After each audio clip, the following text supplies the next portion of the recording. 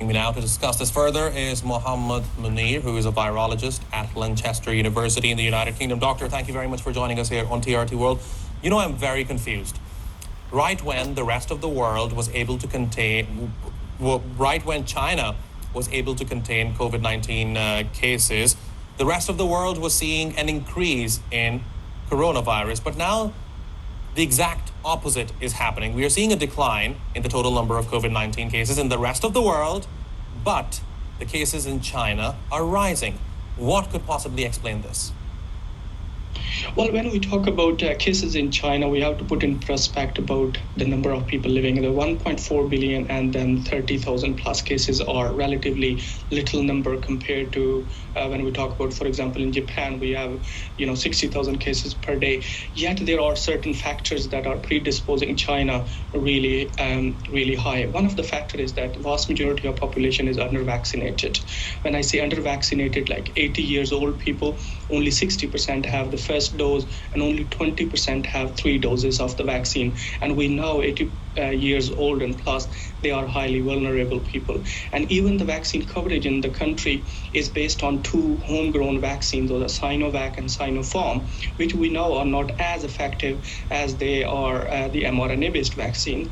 So altogether is compounded by the weather and the highly transmissible variants. So all these factors are really putting China at the spotlight at the moment. Doctor, if you were advising the Chinese government right now, what would you tell them? How do you think they can contain this latest outbreak?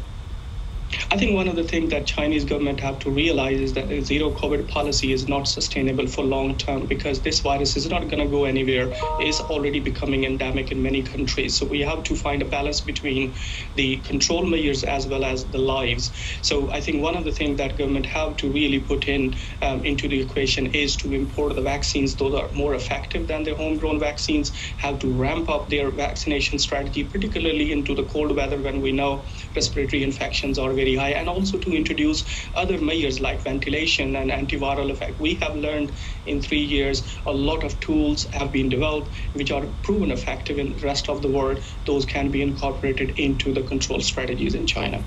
And, I also want to talk about the rest of the world before I let you go, Doctor. I mean, it's been more than 2 years now since we are living in this pandemic. Yes, the situation right now is much better than it was, let's say, 2 years ago. Where do we currently stand in terms of this pandemic, and how long do you think it would take for this pandemic to be finally over? I think that's a very difficult question because the problem is that the overall immunization campaign that we have had is not equitably distributed. I mean, we have countries that have a very high coverage of the vaccines. For example, in the Western world, we have a high rate of vaccine, and even the booster and the 4th and the 5th dose are being proposed. While in the rest of the world, the overall immunization is really narrow and restricted, and that is not really ideal environment to end this pandemic. Virus will become endemic, and we have to live with this virus, but that requires a global approach where we can distribute the vaccine across, because as we were discussing, if the immunity level is low in, for example, countries like China, virus can emerge again and emerge into something that could be problematic for other part of the world. So overall, again, we have to work together to contain this infection. Dr. Mohammed Munir, thank you very much for talking to us here on TRT World. Really appreciate your taking out the time.